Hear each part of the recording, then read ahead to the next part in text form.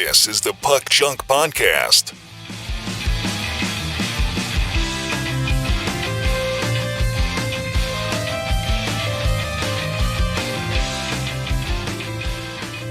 Hello and welcome to the Puck Junk Hockey Podcast. I'm Sal Berry, and with me is Tim Parrish and Clemente Lisi.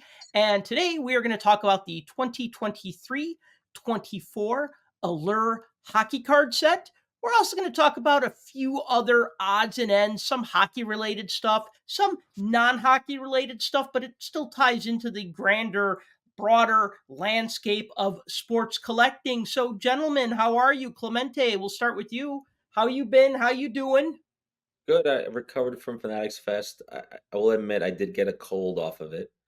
I thought maybe it was COVID, so I kind of freaked out. And then it turned out I just had a cold, and I was like, "Damn you, Michael Rubin!" I got sick off of Fanatics Fest. So look, I heard people came back from the National with COVID, not me, and not you, but so it's inevitable when you're like shaking hands in a room with lots and lots of people, you're gonna get sick. So it was like for 48 hours in the middle of last week, I was like not feeling great, and having a cold in the summer stinks. So, but I'm good now.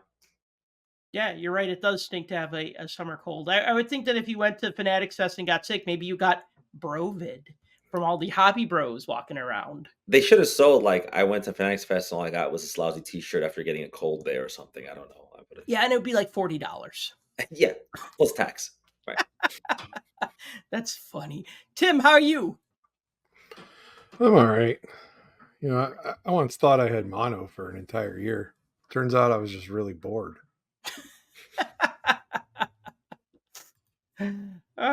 The feeling of ennui. I don't speak Spanish. I'm sorry. French. It means boredom, but okay. It's funny. I did something silly, stupid, kind of absent-minded that I just figured out today. I was going through some of my old hockey cards. As you know, I put my cards in pages and I have my binders organized by year and sets and whatever. And like for anything from like the 50s and 60s, I don't have any complete sets before 1968. So I have one binder that just says 51 to 60. And that has all my like Tops and Parker's cards from 51 all the way to 5960. And then I have another binder that's just 60s, like 60s set builds. Like for a new set, if I'm putting together a new set, I'll just put it in a cardboard box. But if it's an old set, once I have a couple of them, well, I guess it just depends. Even if I have like 10 cards from like a 1965 set, I'll put them in the pages. But when I get close to the full set, I'll like put enough pages and then start having like empty pockets and stuff like that. So I was going through my old cards and I like front of the book, I had my 53-54 Parkhurst cards. And then at the back of the book, I also had 53-54 Parkhurst cards. And it was funny because it was like I was doing like two set builds at the same time. And I'm like, oh no, I hope I didn't buy a duplicate. And I looked and I didn't. But it was funny because I had like 30 cards and like a bunch of empty pockets. And then in the back of the book, I had like another 30 cards and like a bunch of empty pockets. So then I like merged them all together and I got 64 out of, I think there's 100 cards in that set. And then I have like a lot of extra pages that I don't need now. Well, like 12, but we've all misplaced a card before, or cards, or even like, I don't know, I've even misplaced like a complete boxed set or whatever. Like I could have sworn I had that set, but I guess I don't. So I'll buy it again. And then I buy it and then I find the other one. But like I've never like misplaced cards like in the same book. That's just silly. So anyway, yay. I have like 3 sets that I still haven't been able to find. Really? Do you know which ones? Not off the top of my head, but I know there are some. They're smaller ones too. And I know I put them in a binder, but I cannot for the life of me find the binder where I put them. It's got to be in this house somewhere. Here's a question though. For small sets, do you put like all your small sets in like the same binder? Say like you have 91-92 Pro Set and then 91-92 Pro Set Puck. Would you put all of those in the same binder because they're 91-92 cards? Or would you put like 91-92 Pro Set Puck in like a separate binder with like other small sets from like the 90s or whatever? If I were to binder a set that big, it probably would take up the entire binder, so I would have to put the smaller set somewhere else. But I'm talking more like 100 card, Mhm. 150 card sets. Oh, okay, Like yeah. when you do things like that, like SP, for instance. If I Right, make the yeah. base SP set or SPA, Mhm. I'll put multiple years, but it's all, the whole binder is all SP authentic. So Right. you might have like 07, 08, 08, 09, 09, 10, 10, 11, 11, 12, and That's till the interesting. binder's full. Right. And then that's usually what I do. How about you, Clemente? Yeah, I've pared down many sets over the years. Like when I got back into the hobby, I sold a lot of sets because I just want to focus on singles or cards I like. But like I do have the pro set, the inaugural pro set. But I went through the trouble of going on eBay and finding the pro set binder because I wanted to get it in the actual binder. I never owned that, and so it took a little bit of it took some time to figure. But that has its own binder as opposed to buying binders.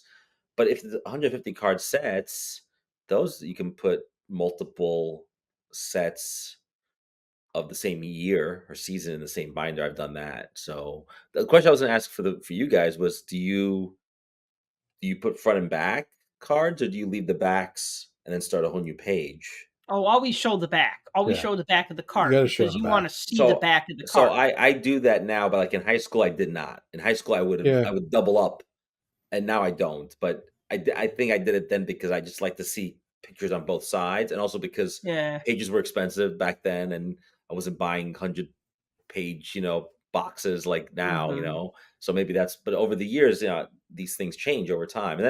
And then other sets I have in boxes, which is really bad because no one sees them. They're just in a box, like in 200 count boxes, 400 count boxes, and they're just sitting in a bigger crate in my basement, and then no one's, then I never get a chance to look through them. So that's something I have to rectify. But you can only have so many binders. I know, Sal, you have a bunch, but it takes up a lot of space.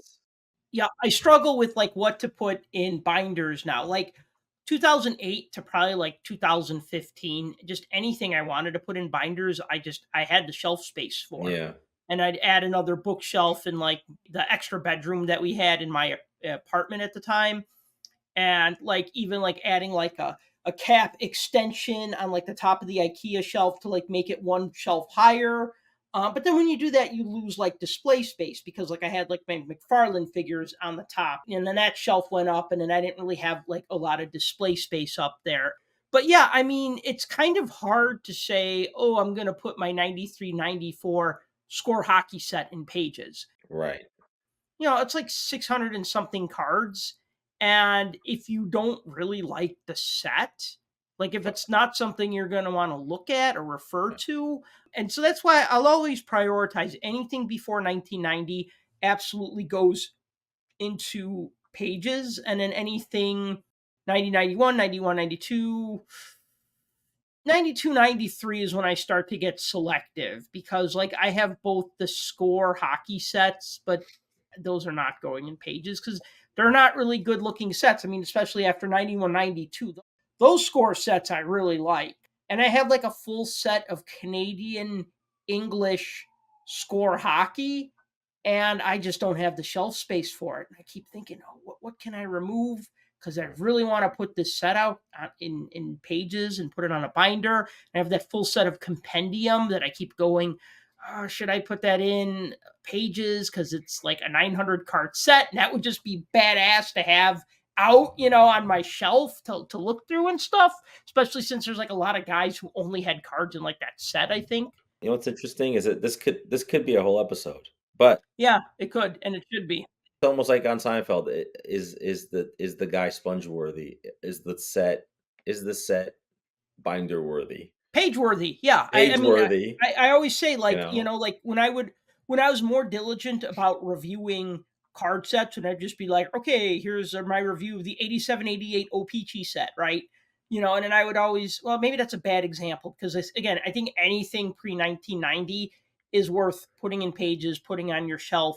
Even if you're Canadian and you're like, well, the top set is worth less and it has less cards. It's like, yeah, but guess what?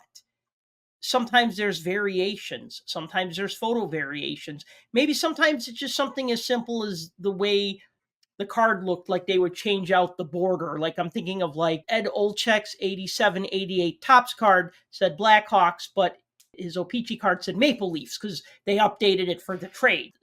I find that interesting, but yeah, the struggle is real. I have from 70, 71 all the way up to 89, 90 in Topps. I have those in binders.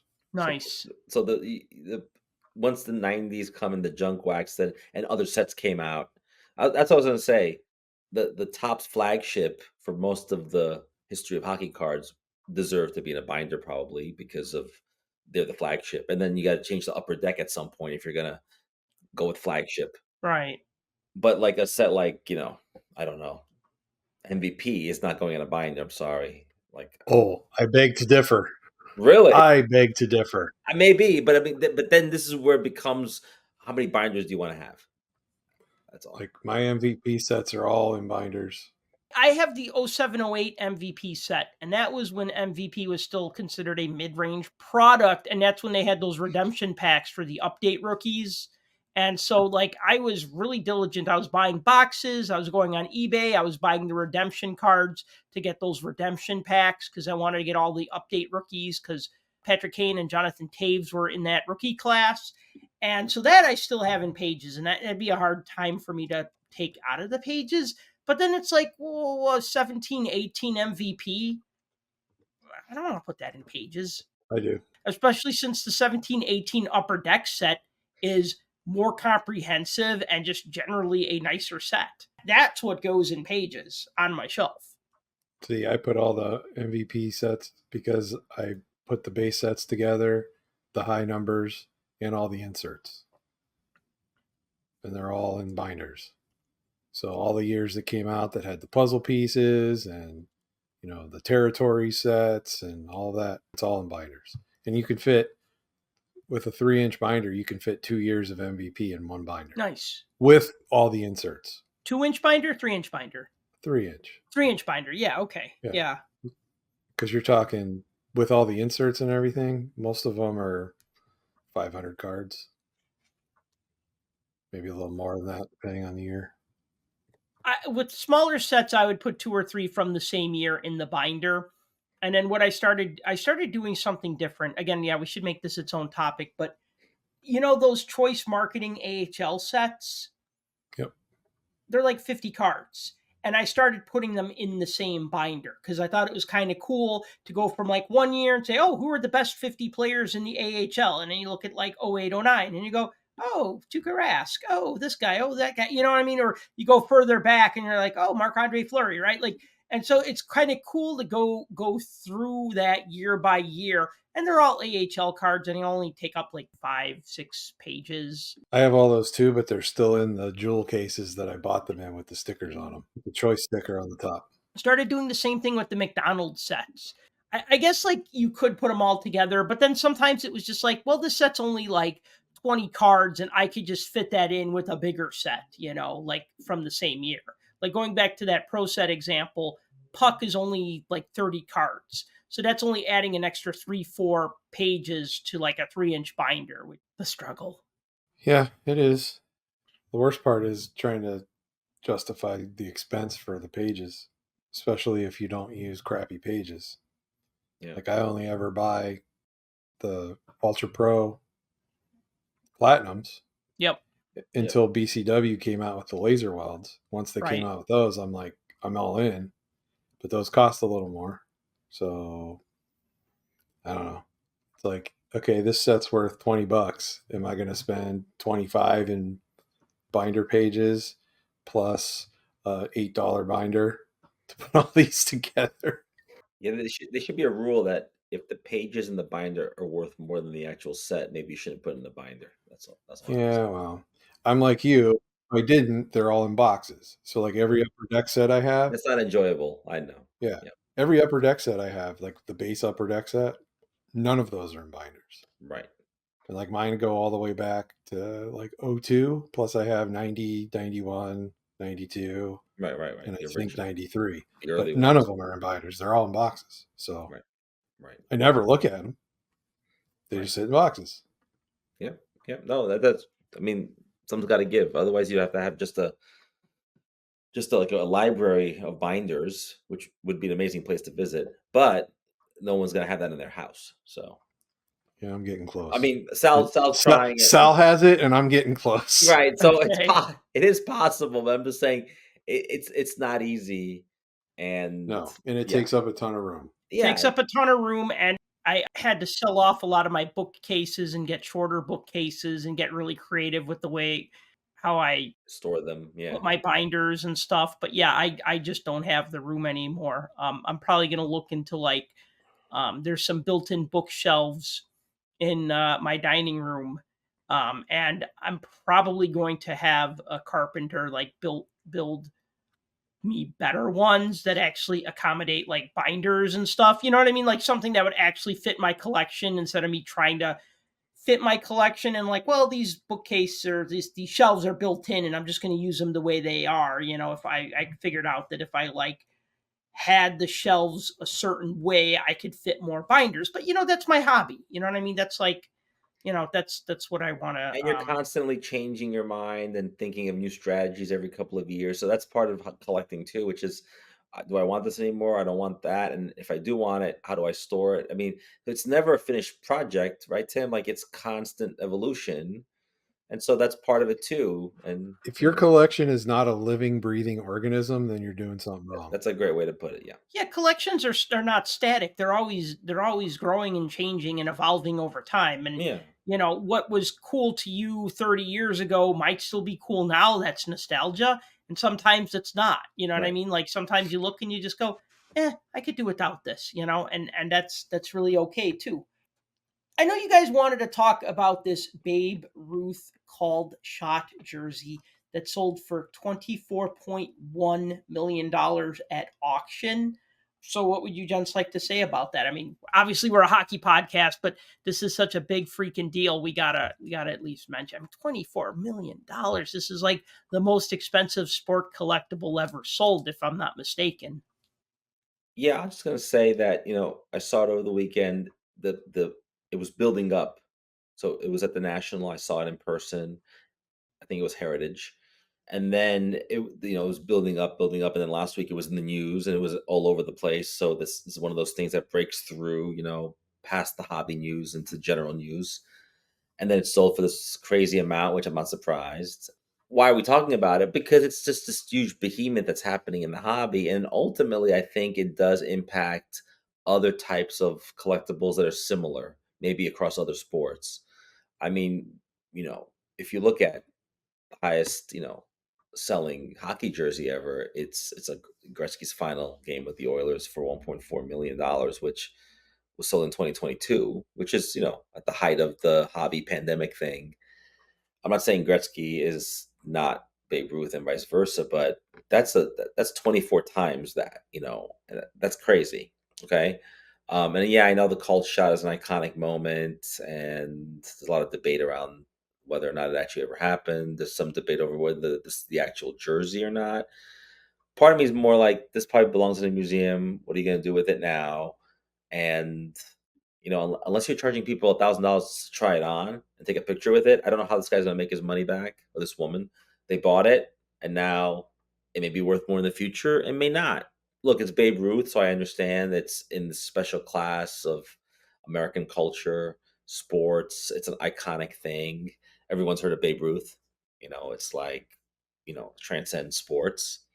I just think it's a crazy amount of money, and I think it will impact the hobby in general, and maybe it'll impact other sports, and maybe it'll impact, maybe another iconic Gretzky jersey won't go for 1.4 million next time. It'll go for higher because people are going to want similar things of their own sport or of other sports as well. Like, and this becomes a benchmark for that. I see your point. I don't see the same trickle down though, because hockey's always number 4. Sometimes it's number 5 when it comes to the major sports, and that's just the way it is. It's probably way more popular than some of those other, but when it comes to actual collecting, especially in the last year or so, I think I've seen more wrestling card collectors than I have hockey collectors spring up. So they've got a lot of push behind them there. Could there be other memorabilia that's going to sell for this? Yeah, absolutely. The only thing that I would think of, okay, and I don't think it would touch 25 if it even exists anymore, is people are still trying to find the Bobby Orr flying through the air jersey. That's never surfaced. Mm. So if it still exists, that could get a pretty high price tag if it still exists. But again, no one's able to find it. Right, but that could be a jersey that like got reworn and then got thrown out, or who knows, right? It could have. Yeah, It could have. I mean, Nobody really knows what happened to it. I mean, they've been looking for it for years and trying to match things and figure stuff out, and it probably doesn't exist. But you're right. 1.4 million for a hockey jersey was insane. But then you turn around and see this, and you're just like, what? Like, what in the world? I can't even fathom this number. And I understand it's iconic, and I understand that it's kind of the cornerstone of all collectibles when it comes to that kind of thing. But man, that is an asinine number. It really There's a lot of is. houses you could buy with that. Among other things. I mean, that's crazy. You could buy one house in the ghetto in California, or you could buy a lot of houses everywhere else in the country. Yeah, it's like it stopped being fun, I think, when like these sorts of things stopped going into museums, they started going into collections, and then everything all of a sudden became to the highest bidder. It's sad that like maybe 20 years ago even, and I know eBay was big 20 years ago, but now it's like you go, oh, I'd really like some old cards, and then everything's up for auction. Like nobody could just say, oh, this is $500, this is $1,000. It's like they don't want to sell it for $500 because they might get $600 at auction or whatever. And I know that's a really low ball example. I mean, I get it. Everybody wants to make the most money. I don't necessarily agree with that. Of course, I'm not selling Babe Ruth jerseys or Wayne Gretzky jerseys, but I don't do eBay anymore. I don't sell on eBay because I'm not interested. I'm not really interested in bidding wars either. I mean, I do bid on stuff, but a lot of the stuff I buy on eBay now is just buy it now. It's just like, oh, okay, $10, cool. Oh, maybe I could have had it for $8, but you know what I mean? I'm not going to lose sleep over it, right? But yeah, that is a crazy amount. I do remember when I was going through the journalism program when I was a student, we talked about Babe Ruth calling his shot and like the mystery around that or the controversy. Like he wasn't pointing to the bleachers like he was going to hit the ball there. Some people were saying he was pointing at the Cubs dugout, or maybe he was motioning like, no, I have one strike or whatever, right? Like there was some like ambiguity or conflicting accounts of what that really was, but never let the facts stand in the way of a good story, I guess, right? Absolutely. so you're right. It's legend, but then there's also controversy. This has been photo matched. We've heard that Mm-hmm. term before, but originally, one photo matching service said it wasn't the same jersey, and then I think two others said it was. I'm not saying it's not, but it could very well be a Babe Ruth jersey, not from that game. And then the Right. called shot game itself is under some kind of cloud of whether that actually ever called it. It's like a legendary story. So you could just be sitting on a regular Babe Ruth jersey at this point, and none of this is true. But it doesn't matter if the legend, people believe in the legend, then it's fine. But it could just be a Babe Ruth jersey, and I think that's how it originally started. Somebody had a Babe Ruth jersey and didn't know it was that jersey. It also makes me wonder if people will go back now and say, "Look, I own a Gretzky jersey, but can I photo match it to a certain game, a certain place, a certain time? Was it his first goal, his first assist? Is it his first Stanley Cup final? Whatever." Because this Babe Ruth jersey didn't start out that way. Somebody had a Ruth jersey, and then through some research, they matched to that game. Well, that was the thing with that jersey, that Gretzky. Right. It was after the fact. Yeah, but it was worn in his final game with Edmonton. Prior to that, or actually after that, his last one that he wore with the Rangers Right. sold. I think it was it last year or I think it was That last year, I think like you're last right. summer, Yeah. and it sold for like 700,000. Right. And like Yeah. that one was photo matched and everything. They matched up like thread counts and everything to make sure that it was the actual thing. Right. But you would think something like that would end up in the Hockey Hall of Fame. No, it sold at auction for $700,000, which is a ton of money. No, I think Sal's right. Like, he brought something up that I thought about too, which is this stuff belongs in museums for the public to see at Yankee Stadium or somewhere, not in some private collection. We'll never see it again until someone wants to resell it 5 years from now, 10 years from now. And now we're getting museum type pieces are ending up in the hands of private people and for these sums of money. And it's become kind of like a hobby. This part of the hobby is really just a hobby for like very wealthy people who just want to own something to say they own it. And I'm assuming the person's a baseball fan. I hope they are, because otherwise it really is just a complete waste in that sense, where it ends up in the hands of somebody who isn't really, it's an investment or whatever they want to call it. But if no one sees it, if I bought something like that, I would say, you know what? Cooperstown can have it for 2 years. I want people to see it, or I want the Hockey Hall of Fame to see it. And then maybe because even wealthy people own paintings. You go to a museum, it says private collection, or it says Queen Elizabeth owns it. Like, but it's on tour, it's on display. They loan it out. You never hear about that in sports. It's like, oh, it was at the National, so hope you got a good look at it because you'll never see it again. Well, a couple of things I just want to point out. And I remember I went to a pop culture conference. One of the guest speakers was talking about museums and such. And just a little sidebar on that, though. Museums can't always afford to outbid people. That's why it'll always say like donated by Clemente Lisi, right? Because Right. they can't outbid somebody. If it goes up for auction, they might be able to bid some money, but they're not going to be able to like basically max out everything for that. But one thing that this guy said, this guest speaker at this conference, was that he said, a lot of people who collect things, they kind of think like, oh, well, a museum will just buy my collection, or when I die, I could just donate my collection or tell it to go to this museum. And the thing is that the museums don't just want the things, they also want money. They need that wing or that new construction or that room or whatever. And do you ever notice, like when you go into like an art museum, it'll be like the Sal Berry wing or whatever, and then you look and it'll say like all of these paintings once belonged to Sal Berry and he generously donated them, right, or whatever, right? And that's the thing. So they don't just want the things, they want the place to put it. I mean, look, you've been at the Hockey Hall of Fame. Yeah. So you know how big it is, you know what they have. If you donated 300 items to them, They put it in storage. I mean, they're not going to put it up.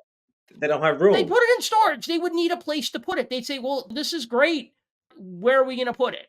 We can't even store it here. Like, what? Thank you, but we also need something. Like, I'm not saying they would turn down a Gretzky Racers jersey, but it's like if you say, oh, and here's $5 million to build a new section of your museum to put this stuff in, and then they'd be like, yeah, okay, cool.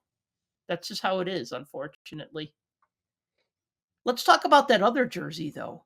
This one caught my interest. I didn't even know this was up for sale. This flew under my radar until, Tim, I think you pointed this out to me today, that a Happy Gilmour black Boston Bruins jersey. So the black Boston Bruins jersey that Adam Sandler wore in the 1996 film Happy Gilmore went up for auction. There's a place called Prop Store Auctions.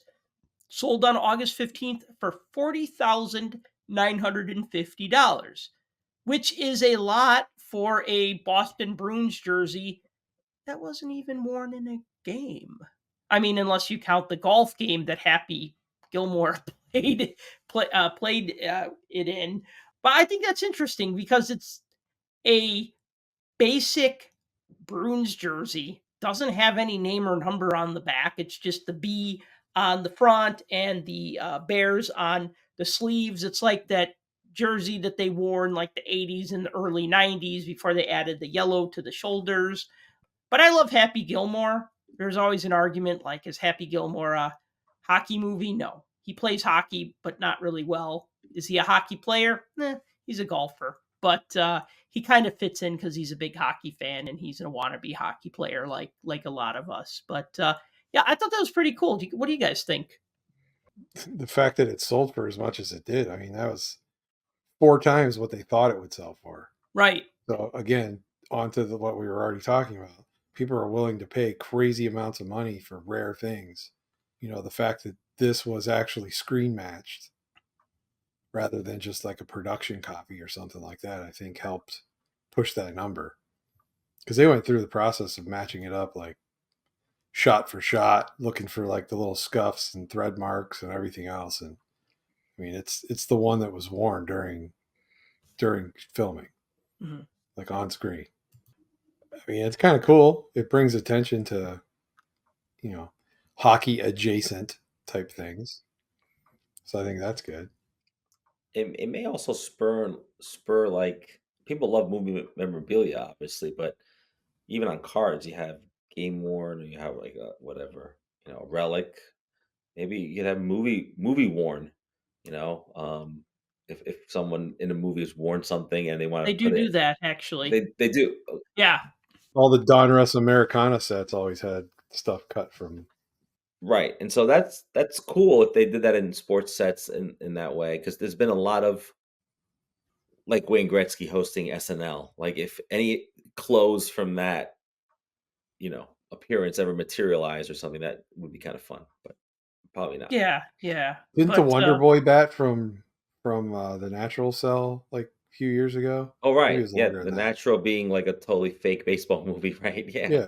Yeah. But the Wonder Boy bat, I think, sold for a lot. And I think most of the like costumes and everything from like the Rocky movies have all been auctioned off at one point or another. Yeah, I think the Rocky movies have their own a life of their own. I agree, and then they have because of Stallone and everything else. But you're right. So there are a lot of movies about sports, even of fictitious characters that have garnered a lot of money. But this is cool because it's something you don't even think about. Like, oh yeah, he was wearing a Bruins jersey in that movie. It's like, oh yeah, and it's still around, and someone bought it. That's kind of fun. For the price point being so much less than the Babe Ruth one, but probably a better conversation piece. Probably if you had it in your living room, I think, but just different. Honestly, if I had the Adam Sandler jersey, I would probably wear it. To be honest with you. Or you could do like you can charge people $50 just to put it on, take a picture with it, and then take it off. Yeah. Like whatever. Like all the shows where they had Babe Ruth's bat and you could hold it and take a picture of it, but you had to wear the gloves in order to do it. Right.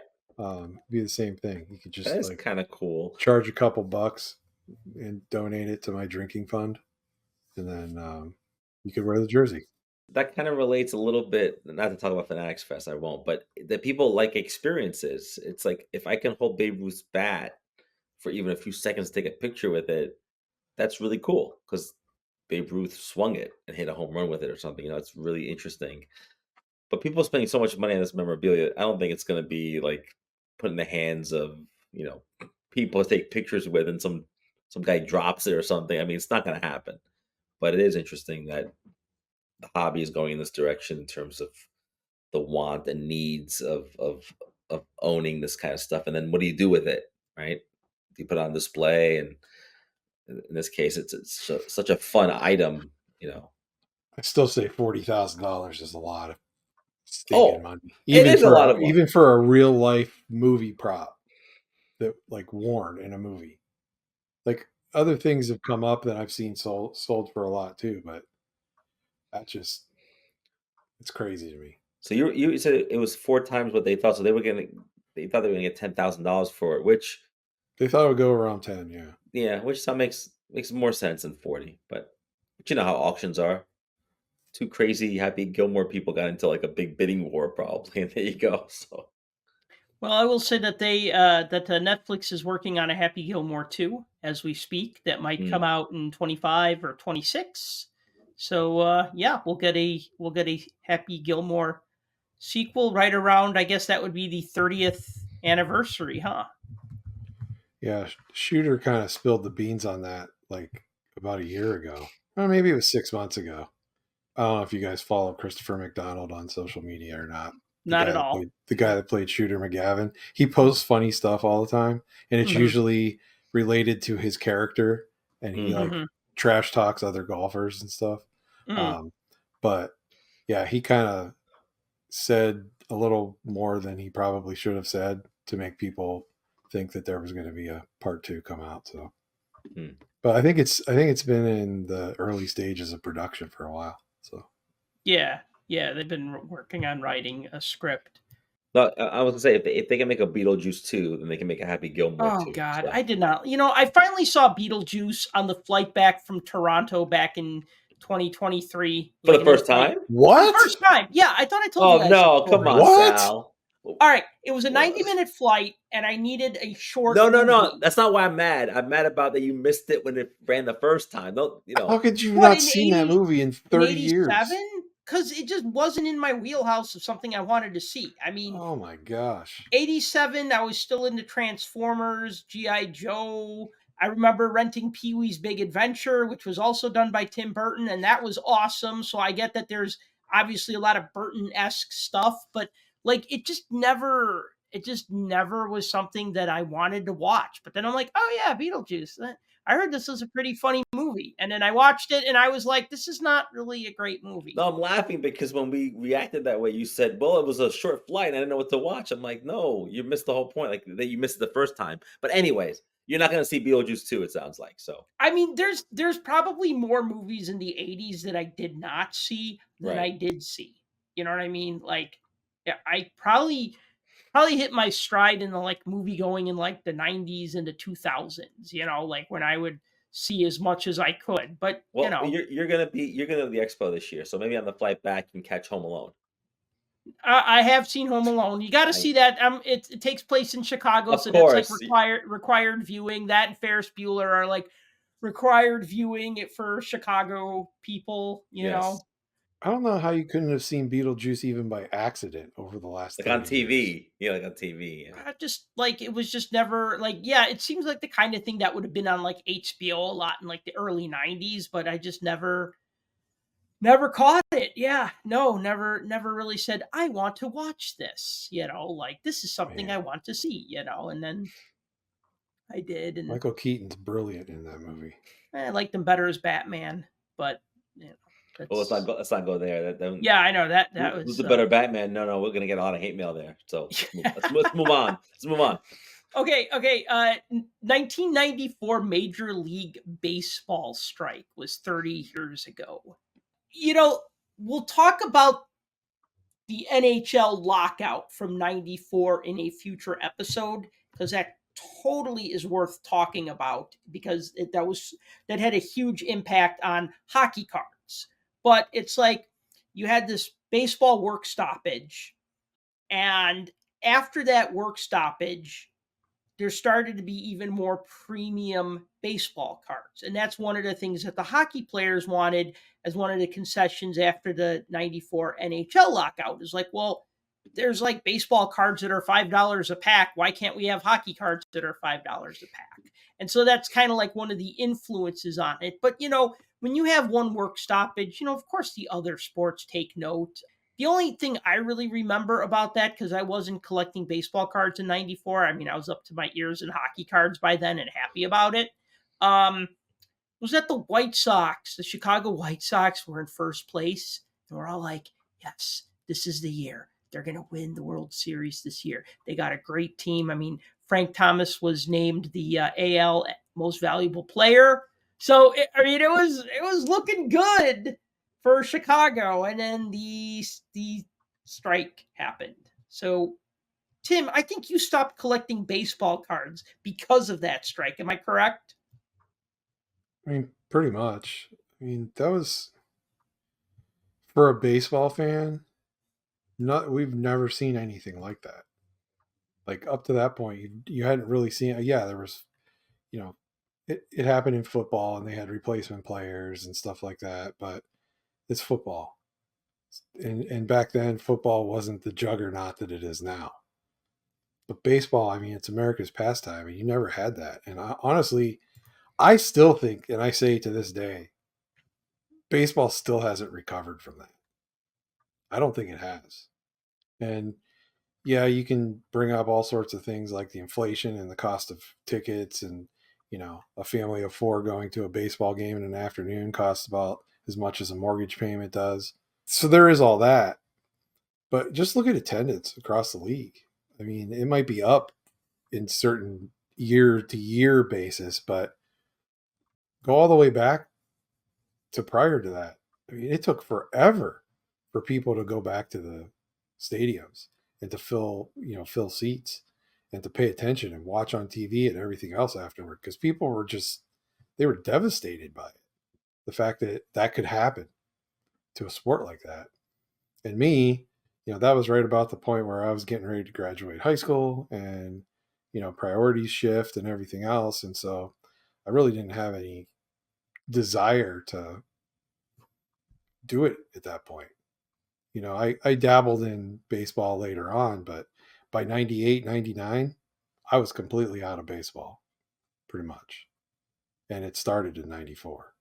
Yeah, no, I have a very similar story without really ever talking to Tim about it until now on the air, which is I collected baseball and hockey and some soccer because that was a World Cup year. So Upper Deck had made that soccer set. And then when this happened, and we had lockouts and delayed starts, but never like in the middle of the season, we're not going to finish the season. That was really crazy. And there was no World Series that year, I remember. And like the only thing that was there for me to watch was that Ken Burns baseball documentary actually came out that fall. And I watched it that October, like I would have watched the World Series. And also the Yankees were doing very well that year and were bound to make the playoffs, and that never happened. And I think Paul O'Neill was hitting 401 at that moment of the strike. And so you remember stuff like that, you know? And so because my baseball collecting and hockey and everything else was all kind of all wrapped into one thing, and I was already a freshman in college, I just stopped collecting. Like, and maybe it was because I was older and getting older and interest change. I just stopped collecting everything. It wasn't until a few years later I went back to hockey and soccer stuff and never really baseball anymore. And even when baseball got super hot with that whole Sosa McGuire home run thing a couple of years later, and people got back into baseball, I do agree with Tim. I mean, I was in Toronto in 2010, okay, for a work thing, and someone said to me, "Oh, baseball games here like still don't do well since '94. Like they still don't draw like they did pre-lockout." And so Yeah, people because were you had talking. Toronto that won back-to-back World Right, Series going into right. that, and But Montreal but could people have were won one. right, right. But people are talking about that now, literally 15 years later, 20 years later, and they're like, "Oh yeah, things are not the same." So I do agree with Tim that it did have this big effect, not just on the hobby, but it had a huge effect also on baseball and on sports in general. But to this day, I think, and then the hobby, of course, at that point, I mean, it's funny because mid to late 90s cards and inserts didn't get hot again until the pandemic when people were like, wait a minute, I stopped collecting around that time. Let's go back and get all those basketball and hockey and baseball inserts that we missed out on. I mean, there are people I see at shows who've told me I just collect mid to late 90s baseball inserts because I missed all that because 94 came and I just gave up on it all. And so it took 30 years for people to go back, or it took like an international health emergency for people to say, "Hey, you know what? There's stuff out there that is untouched because we let it go." So I do think it has this huge effect to this day. So that's why we talk about it, because it's a milestone year for it, a big anniversary, but it does have a huge impact on the hobby to this day. And like I think I agree with Tim on baseball as well. I think I remember reading something back then. It was probably in Beckett. It was actually when I would read Beckett a billion years ago, but I think they put out an article like maybe it was in 94, possibly in 95, just about how hobby shops and other places were reporting card sales during that time. And it was like a total flip. Everybody was went to buying vintage rather than buying anything new that everybody was churning out. And I think if those friends that I had growing up that still collected cards later on, a lot of them fell into that same category of, well, I can't watch these guys play, so it's not as fun to collect their cards and look at the stats and, oh, they did this today or did that today or did this today and whatever. And you think, oh, next month's Beckett, I'm going to have that little arrow going up because he, hit 5 home runs this week or whatever. You didn't have that. And so people started shifting their focus. And it's funny because you always have these ebbs and flows of the hobby. If you're in it long enough, you see it all the time. And there's lulls and there's spikes and there's everything else. And we saw that spike with the pandemic where everybody was buying anything and everything, including all those 90s inserts and everything else. And now we start to see the ultra modern, like it hit here and now it's coming down a little bit. And you start to see more and more people focusing on vintage and stuff like that again. So I don't know. Are we going to see the same tide turn like we did back then? I don't know. But, it's interesting that same time frame, you had a baseball strike, you had the lockout in hockey. So you had a lot of different sports trauma, so to speak, that affected fans and collectors alike. So it was a weird period to be in the hobby. Let's put it that way. It's a good way to put it. Yeah. It was kind of odd that you had like 2 work stoppages in 2 major sports, like within a few months of each other. Yeah. And then, of course, we had many, many other issues with the NHL going forward from there, but no major strikes elsewhere. Except for basketball. I think basketball had one. They had one in what, 99, I think? Yeah, something like that. Something I heard, again, this was something I picked up in journalism school, and Clemente, you might be able to tell me if this is true or not. I believe it's true because I remember my teacher saying that either my teacher said this or I read an article about it. But one thing that came out of the Major League Baseball strike was MLB.com, because Major League Baseball didn't like the fact that the media was also talking to the players and getting their stance on things. And so MLB wanted to basically put out their message and control it. And so one way to do that was they started their website. And this would have been in like 94. And I mean, man, back then, like they would print out phone books with websites because there was still a finite amount of websites out there. I mean, there are probably a lot of websites that weren't in this listing, but if you think about that, somebody was able to aggregate all the websites and put them in a phone book. And now, forget it. That's not even a possibility. But like just back then, it was just like, oh yeah, there's only 5,000 websites out there, and oh yeah, MLB has a website, and yeah, it was because they wanted to basically be their own mouthpiece and not like say their thing, but then the news do that fair and balanced nonsense. Yeah, well, that is true. And then all the leagues started doing their own websites and trying to get their own message out. And it's funny because league websites do very well today. But I always tell people, look, the league controls a lot of the content that's on there, if not all of it.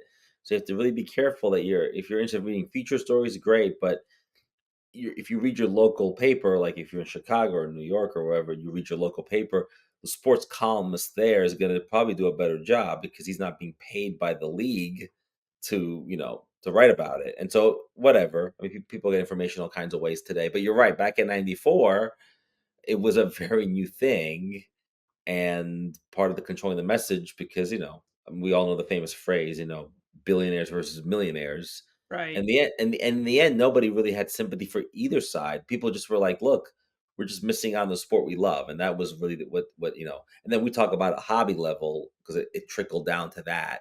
But yeah, you guys mentioned a weird time. It was totally a weird time, and it was just very strange. And maybe because our generation was also growing up, and maybe we were outgrowing it. Because I remember even a few years later, trying to get back into the hobby, it was just people my age and older. It wasn't anybody in high school anymore.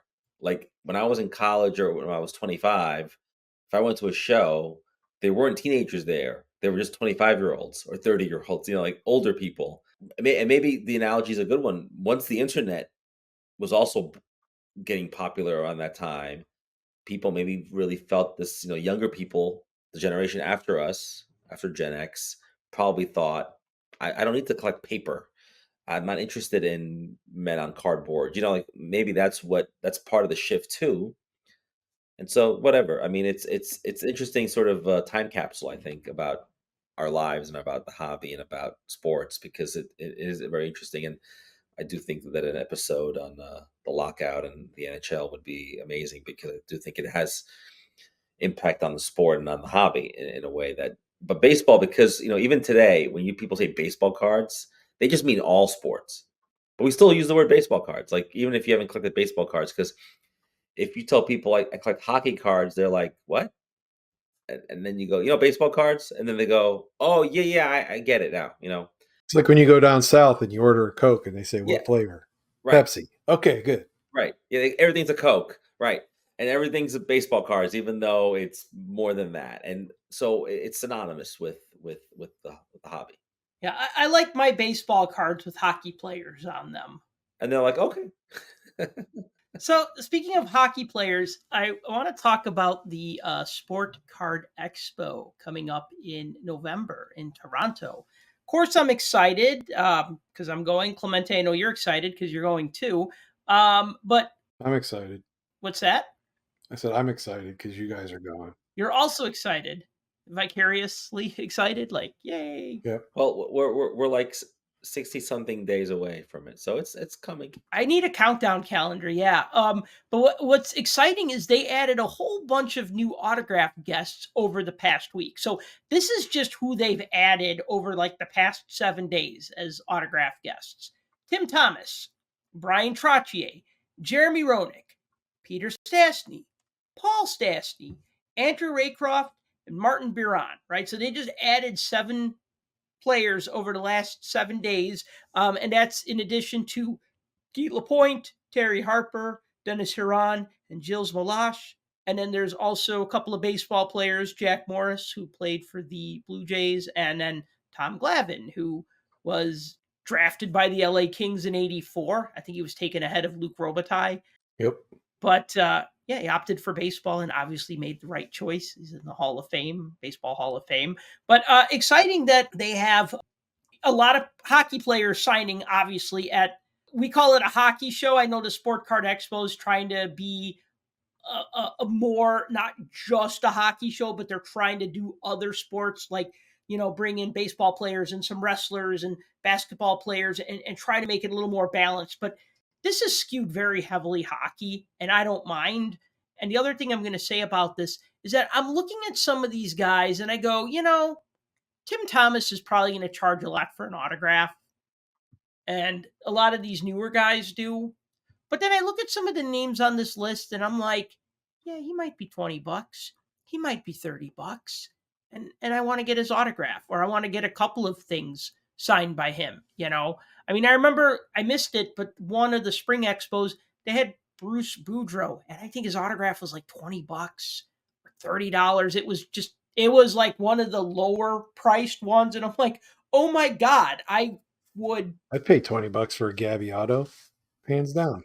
Hands down, right? I would be like looking far and wide, like how many things can I find to get signed by him? Because he didn't have a lot of hockey cards. He was kind of a bit player up and down. I mean, he did have a rookie card. But yeah, so looking at this, I'm already like thinking like, which of these guys who I'd like to get autographs from and what I would get signed. But yeah, I'm excited because, and it's only August, and they'll still add more. I mean, I think the last last fall, didn't they have something around like 50 people, if I'm not mistaken? They had like, I want to say they had like almost like 30 hockey guys, if I'm not mistaken.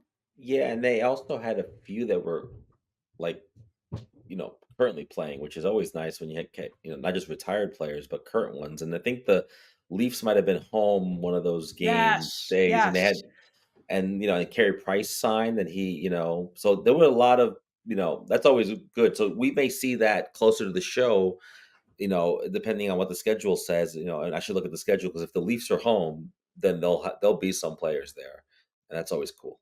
The Leafs are playing on Friday and Saturday. So they will be home. So they might be signing on Thursday or Sunday. Right. I'm psyched. Can't wait to see whom else is going to show up. And, I'm trying to get my ducks in a row and find some. I always try to find some focus. Like last year, I bought some 63, 64 Parkhurst cards. And then I bought some, it wasn't 53, 54. I want to say I bought like 54, 55s or something because they were so cheap.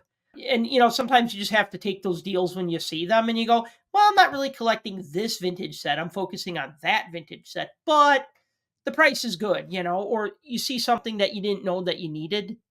And, and then you go, oh, wow, I really need that set of 1998 Team Canada phone cards in the collector album. Like I didn't know that existed, but now I do, and I need to have it. So every expo I go to, I always say, because they're so all over the place. 1972 Summit Series. I'm always like, I'm gonna finish that set. I'm gonna do it, and I never do it. the floating heads. Yeah, the floating heads one, which is and I've never seen anyone sell all of them, but someone's always got 3 or 4 of them, and I think it's 30 cards.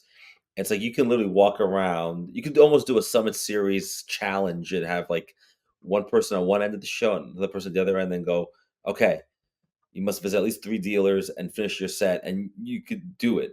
You could do it like in maybe 45 minutes. But because they printed so many of these and they're iconic, particularly in Canada. You don't see them in American shows, but in Canada you do. So when you're a first timer at the expo, if anyone listening is thinking of going, when you're a first timer, you may lose it because it's just so much stuff that you've only seen on eBay or on the internet or in a book you've never seen in person. It's pretty exciting. And we're talking about this before the show, but if you think Gretzky rookies are rare, you will learn at that show that anything but. There are tables where literally dealers just sell Gretzky O-Pee-Chee, rookie cards, and there's like a sea of them, of all prices. But it's a great show. I mean, I can't talk it up enough. So people tell me all the time, oh, I really want to go, and I'm like, you should go because it's a great show. I really want to go. You should go. We got to get you out there, Tim, one day. Like it'd be great. Do you have a passport? It's expired. I need a new one. You need to renew it so that when we kidnap you and smuggle you over the border, at least we're doing it like, legally, semi-legally. We can tell them that if it's legally, it's not smuggling. Well, you know what I mean. Well, the kidnapping, that's the illegal part. Yeah, well, one of these years we'll get Tim out there and all 3 of us will go, and then it'll be, we'll have to alert the embassy or the consulate ahead of time in case of trouble, but otherwise we'll be fine. Trouble, yeah. Tim starts yelling, "Get off my lawn! Get off my lawn!" And all the vloggers running around. But it'll be in French. Is this what you guys think of me? You think I'm a troublemaker? Man. I just think I just think having us 3 together would maybe create the trouble. It's not necessarily you only. I mean, it's already. I mean, Sal and I have to already, let the mounted police in Canada know that we're going. So just 2 of the 3 of us going is an issue, but 3 of us would be, super fun. Any combination of just 2 is okay, but when you add that third, right? It's like the gas. It's the match to the gasoline and the Tinder or whatever, Right. Yeah. So I want to talk about 23-24 Allure. And I'm going to tell you just off the top, I'll get into the details, but just off the top of my head, and you can think this over while I'm rambling about how many cards and stuff. This set is really growing on me. I'm starting to really like Allure. I think I was a little lukewarm to it a couple years ago when it first came out. Now I'm turning into a fan of it. So, and I'll explain why later. But the basics on 23-24 Upper Deck Allure hockey cards. It's a 150 card set. 1 through 100 are veterans. 101 through 150 are rookies. A hobby box right now is costing about $140. It was $150 when it launched. You get 8 packs per box. There are 8 cards per pack. There are also blaster boxes that are about $30. You get 4 packs per box, 5 cards per pack, and exclusive to the blasters are yellow taxi parallels and confetti parallels. Now, I'll get into the inserts and the parallels later, but there are 50 different insert sets. Yes, 50, and there are 23 different parallel sets. But I opened a box of Allure. I really like it. I like the design. I like how colorful it is. I like it better. This might make Tim get a little hot under the collar. I like it better than O-Pee-Chee Platinum. I think it's a better set. I think it's a better looking set. Oh, and we just lost Tim's video feed. I think he's punching a wall. Oh, no, there he is. He's not punching a wall. Okay. No, last year I joked about something called metal fatigue when I talked about all these metal sets like Skybox Metal and Allure and Platinum and what's that other one that's like all metal-y? I feel like I'm forgetting one other one. Probably. Right. So it'll come back to me. But anyway, yeah, I don't think like last year's Alert, I'm thinking about it now. I think it had like black stripes on the side, or maybe that was 2 or 3 years ago. I don't know. But like this year, the cards are just so colorful, right? Like the background is nice and shiny, and the player really pops off the front. So when I think of like O-Pee-Chee Platinum, I go, I like the rainbow versions. I wish all the cards were rainbow versions. Like all the cards are like mirror, like they're kind of like that reflective mirror, and the player photo always looks dark. Here it's like the player is printed on top of that mirror background and not behind it. So the player really stands out, and the background has that nice reflective multicolor sheen. It's got a little bit of like, I want to call them like pixels, but they're not pixels. It's like little pinhole, like dots on it that give it some texture. So I think this is a really sharp looking set. And then of course there's the color flow parallels, which I'll get into those more when we talk about not the color flow parallels, the color flow inserts. And we'll talk about those when we get to the inserts. But yeah, I think overall these are some nifty looking cards. Have you gents had a chance to look at any of the images on eBay or on Trading Card DB? Have you formed an opinion yet on Allure? I don't have any except for a couple of the penguins, but Mm-hmm. that's about it. Were you thinking of Stature? Is that the one you were thinking of? Yeah. Oh, Stature's another one. And then I was also thinking about like how Black Diamond used to be like that etched foil. So we have like a lot of like metallic cards. Yeah. I like the Allure set. I've always liked the Allure set. And if you're building a set, it's always been fairly easy to build a base set out of these, even with the rookie cards, because the base rookies people think they're throwaways because they're only looking really for the inserts. Yeah, the base rookies are one per pack. Right. So it's not really hard to land all 150 cards. You won't be doing it out of a box or two, but you can easily pick them up for pretty cheap. Has Allure been a set together. that's made its way to EPAC in the past? I did look today and I did see some previous year's inserts on there. Yeah, I feel like it has. Mm-hmm. Because there's no other way I would have picked up 27-cent inserts on ComC. So right. I'm going to go with yes. Yeah, well, this year's not on EPAC yet. Not yet. They just put blasters on upperdeckstore.com like a week ago. Clemente, any thoughts before I ramble about the inserts? I'm not a fan like you are. I mean, I don't think it's better than O-Pee-Chee Platinum. I really don't. I mean, what I hate about O-Pee-Chee Platinum is that it's the same design as O-Pee-Chee. Right. But it's the metal version, so it's like the top's chrome. I get it. But I think those cards are just a lot.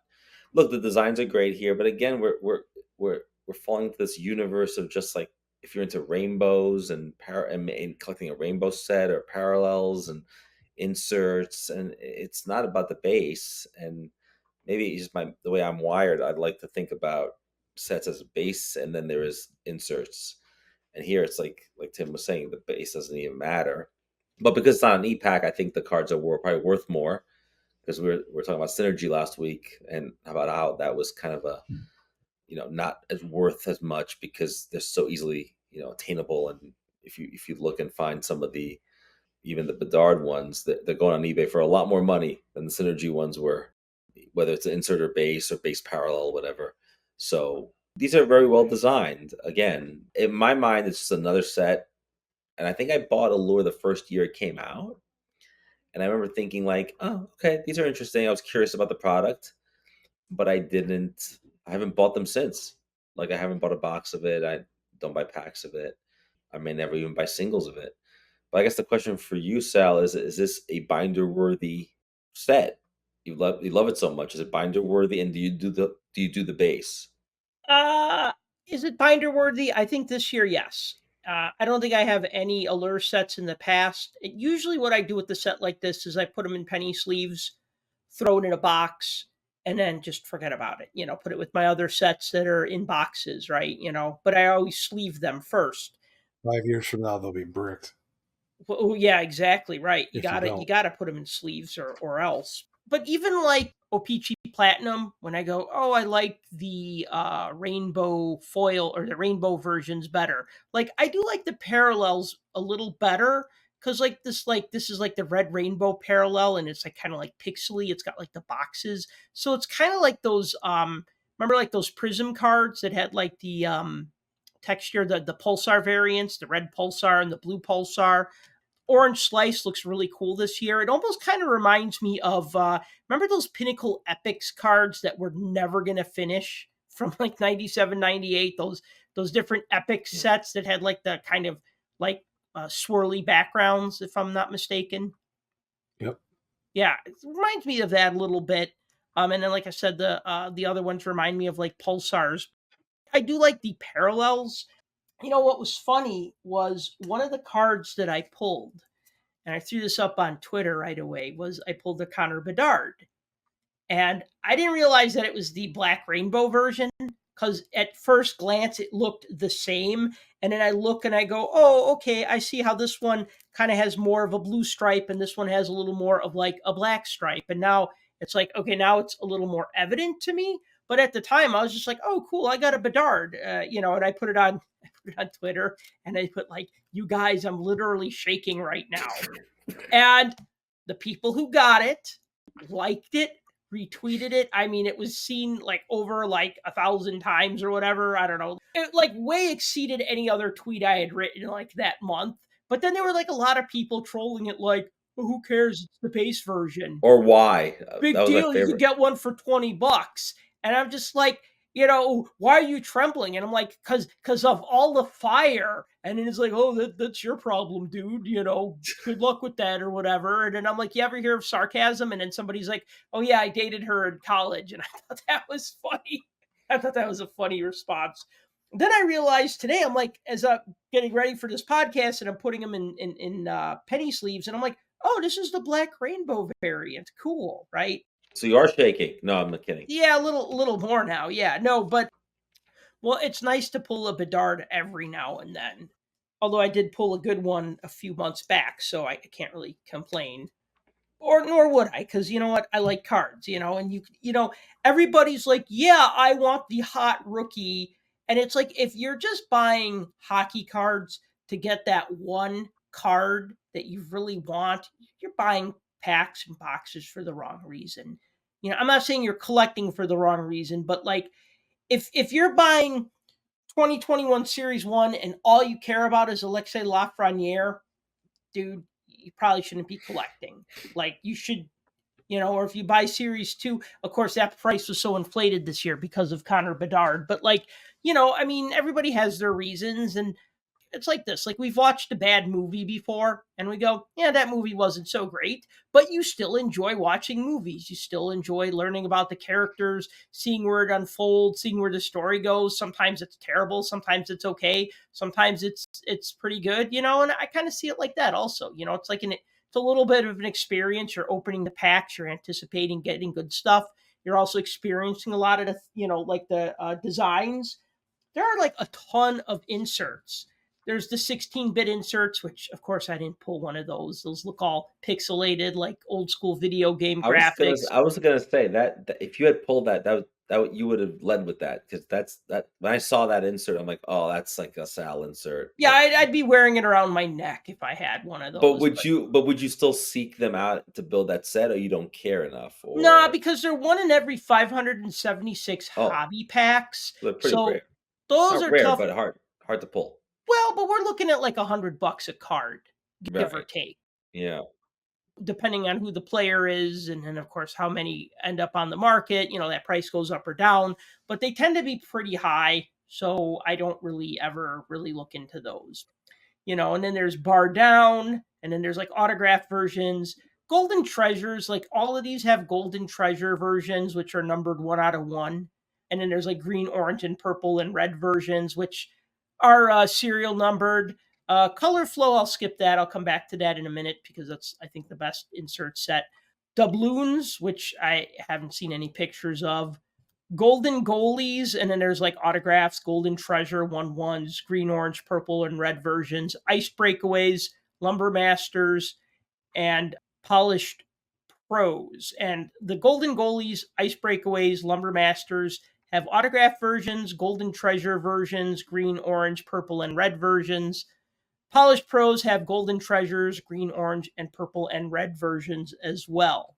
And those just look like, they're like really nice looking like chromium inserts. Like, bar down is pretty nice looking. Not something I would collect. Ice breakaway, kind of a silly name. Unless there's like some double meaning I'm not getting. But anyway, nice looking insert card, not something I would collect. The Lumber Masters is interesting because this reminds me of the Shining Stars inserts from like the early 2010s with that kind of radiant background. It's cool looking, but I really think what people like about Allure are the color flows. And I don't know if they did these last year. Now they're doing these spectrum versions of the color flows that look pixelated, right? So like if a color flow, you have like red to orange, orange to yellow, yellow to green, green to blue, blue to purple. And if you put all 5 of them together, it's like basically the background goes from one color to another color to another color to another color. So if you put them, it's almost like when you see like that spectrum of colors that goes from red to purple with all the other colors in between. But there's 2 problems with that. One is that as you go to, I guess, I don't know if it's the right or the left. I've never completed a color flow. I think when you go all the way to the right, the blue purples, you only get 1 in every 24 packs. Whereas the red oranges, you get 1 in every 2 packs. So some are easy to get, and then they get progressively harder. Like the red orange are 1 in 2 packs. The orange yellow are 1 in 4, yellow green 1 in 8, green blue 1 in 12, blue purple 1 in 24. So they progressively get harder. Also, there's 5 of them. How do you put those in a 9-pocket page that's 3 pockets across? Tim, I'll let you answer that question. You don't. Somebody gives you all 5 color flows of Sidney Crosby. What do you do with them? I don't know. What would you do with them? I would try to put them in a binder, but they're going to look stupid because they're supposed to go 1 by 1 by 1 by 1. They're not binder worthy. They're binder worthy if I had you would have to have a sideways 5 pocket that went in a strip. Do they make those? I've never seen those. You could put them in an 8-pocket page, and that would be 4, but not 5. So you'd be able to get 4 out of the 5. Anyway you slice it, they don't create a thing to actually put these in. So you'd have to either put them in top loaders and display them all together, or make some kind of... There's a guy on Twitter that does like custom frames. You have to get him to do one for you. I think BCW makes a 5-card frame. I know they make 3-card frames and 2-card frames and 4-card frames. And it would look really good in a frame like that, I think. I could put them in the wall frame. That has gaps in between the cards. You really want to see them butted up edge to edge is what I'm saying. Does that make sense? Like you want to see the orange transition to the yellow and the orange transition to red, Then you got to custom do something, right? That's different. You would have to have something custom made. Yeah. So you said you never saw the doubloon ones? Yeah.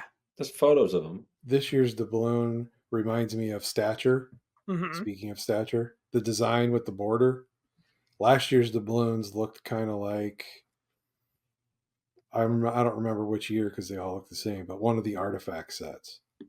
But yeah, this year's ones, depending on the framework, the frameworks are all the same. It's just the colors are different. Depends on which colored version you get of them. Those are the hot ones, though, especially for players that are popular. Those sell for a lot. Regarding color flow, though, so one peeve I have is that they get progressively harder to get. So you might find the red orange and be like, oh, okay, that's only $2. Cool. And then you find the orange yellow and you're like, oh, that's $5. And you find, the blue purple is like $30. And you're like, wait a minute, do I really want to complete this color flow now? Like, just so I have all 5 cards that I can't really display neatly. Yeah, and then the other thing is I hate it when they have like a picture like this where they just cut off a portion of the player's hockey stick, because something like the Sidney Crosby one would look really cool if it was like 5 Crosbys across and no part of the stick was like cut off, stick or elbow, or usually they get the full player in the frame, but sometimes something gets cut off. Like this is the orange yellow spectrum, which are numbered out of 199. Somehow my box had 2 of these, which was like, wow, okay, I got 2 of the orange yellow spectrums, which were numbered out of 199. That's pretty cool. And they're all pixely, kind of like those pulsars from the old Prism cards. I would like it if they didn't cut the player, because if the idea is to display them together, it kind of looks weird when you put them side by side, but then there's like a sharp cutoff. Now, like unlike this one of like say Artemi Panarin, looks nice because he fully fits on the card. Nothing's cut out or cut off or cropped out. It would be even interesting if you got like 5 different players and then just did like a color flow of like this 5 players that you like on just like this unifying gradient background. Speaking of pixely, didn't they bring back the 16-bit? They did. Yeah, we brought that up I already. think that was gone for a year. Oh, was it? Okay. Yeah, they brought that back. Oh, one other thing, and then I'll get off the color flow soapbox. I pulled a Stanley Cup color flow. Oh, nice. Oh, that's the hit. Well, and it turns out that this is 1 in every 200 packs. Wow. Yeah, that's the hit. Yeah, and I thought, okay, I just got another red orange, which is like the common. So those are 1 and 2, but the Stanley Cup is specifically 1 in every 200 packs. And there's not even a color flow for Stanley Cup in most of the other colors. Yeah, there's only 3 of them. Yeah, is there? Okay. There's only 3, not 5. Oh, weird. Yeah, red, orange, yellow, green, and blue, purple. That's it. Yellow, green, and blue, purple. So you can't even put that color flow together. You're missing spots, but you can fit them in a 9-pocket page. So You can. yeah. I saw this and I was just like, oh, this is definitely a keeper because it's just a cool card. It's just a cool card just to have the trophy and then to put it on like this, like very modern, foily, shiny background. It's just cool. It's not as cool as the Stanley Cup hologram from Pro Set from 35 years ago, but it's pretty cool nonetheless. I think I saw a couple of those posted. Oh, yeah? Yeah, they weren't cheap. I also did pull an autograph in my box. I seem to get Jack Eichel a lot. By the way, was there a guaranteed auto, or was it that or something else? You said you got Eichel? Yeah. Is it numbered or no? Yeah, so the Eichel that I got, it is the blue line parallel. So it is numbered out of 35. But then there's like different autographs. I can't tell now if this is a good set or did you just get a really good box?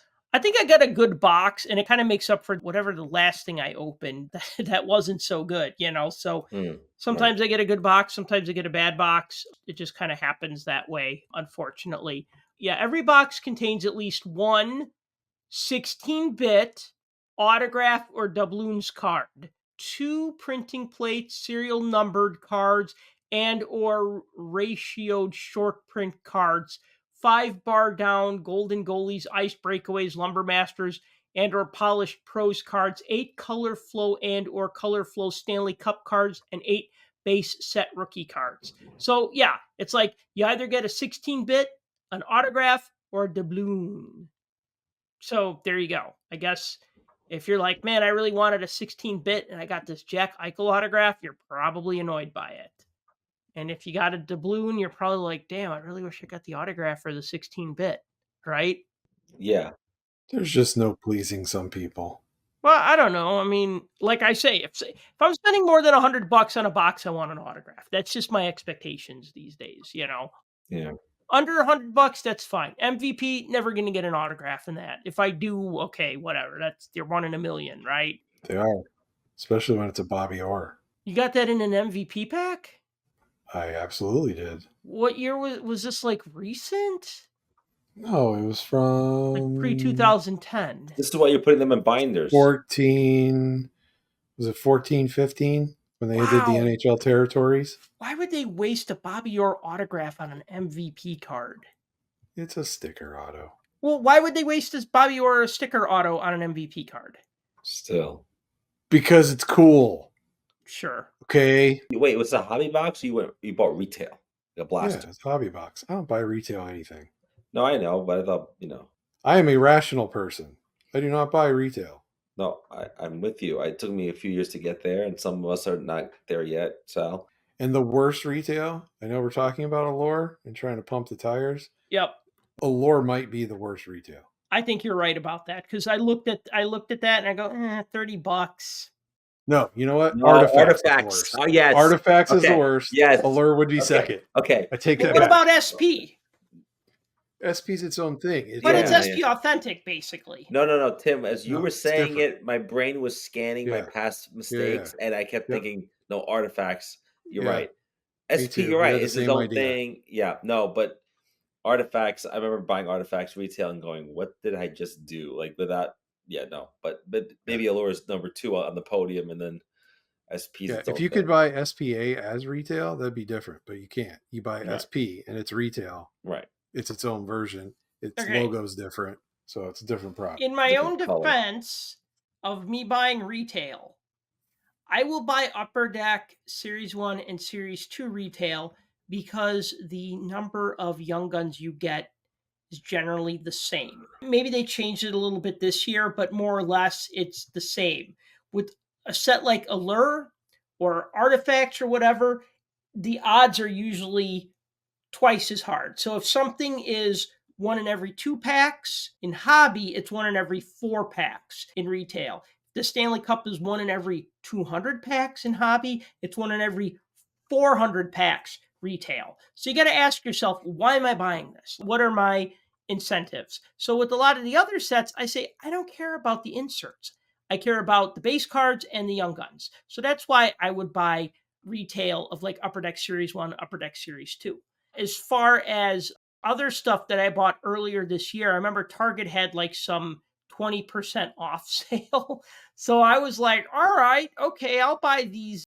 I think they were like $24.99 and I was getting them for $19.99. I'm like, all right, I can live with that. That's kind of what I wanted them to be in the first place. But yeah, looking back, I'm like, maybe I shouldn't have bought all those Parkhurst Champions because I knew I wasn't going to put together a set pack by pack. So why did I buy so many packs? I don't know. Buyer's remorse. It's that quick fix, right? That Snickers bar. The joy of the rip, maybe. The joy of the rip, but I mean, the only product that I remember getting an autograph in a retail box in recent memory is 2021 Metal Universe. I remember I bought a ton of blasters that year of Metal Universe. I think I got a hobby box and I got an autograph in that. I think you were guaranteed 1 per hobby box. But then I bought a lot of blasters, and I want to say I got another 1 or 2 autographs. It was like, whoa, okay.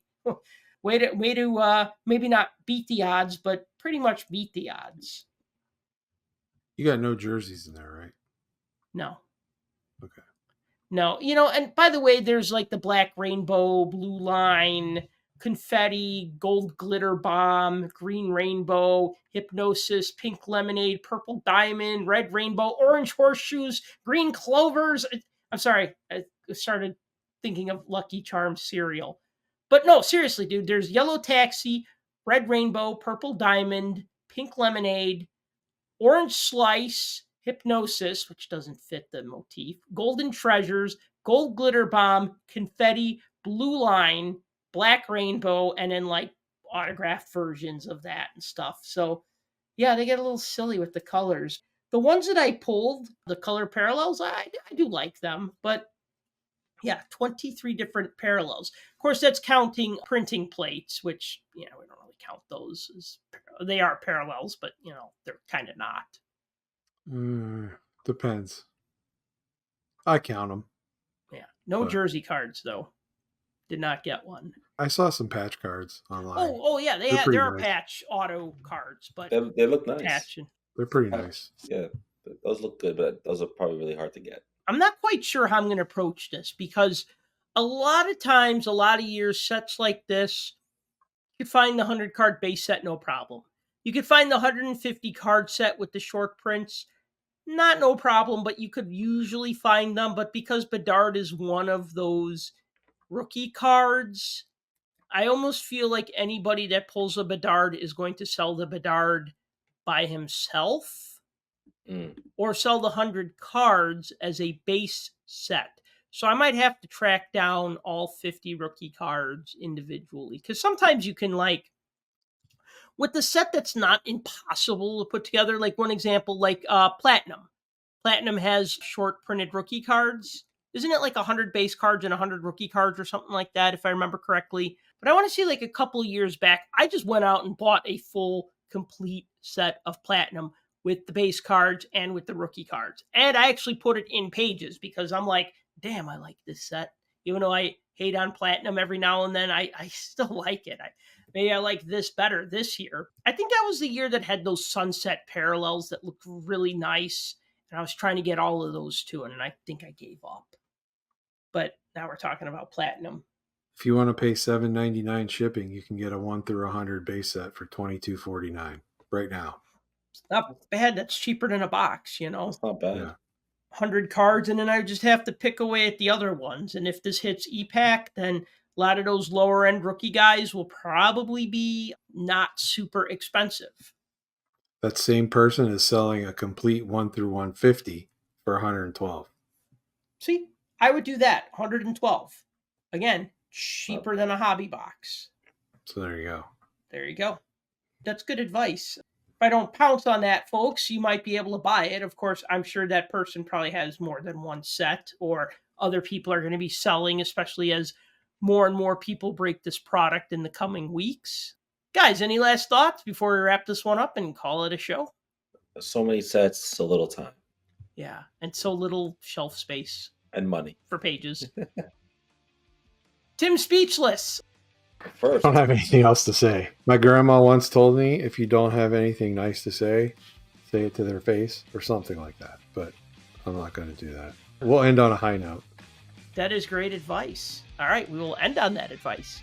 So thank you for listening to the Puck Junk Hockey Podcast. As always, if you've enjoyed the show, please be sure to like and subscribe. Please be sure to follow us on social media. I'm at Puck Junk. Tim is at The Real DFG. Clemente is at Clemente Lisi. You can also subscribe to the Puck Junk newsletter at puckjunk.com/newsletter. And until next time, collect what you like. For more hockey goodness, follow us on Twitter at Puck Junk.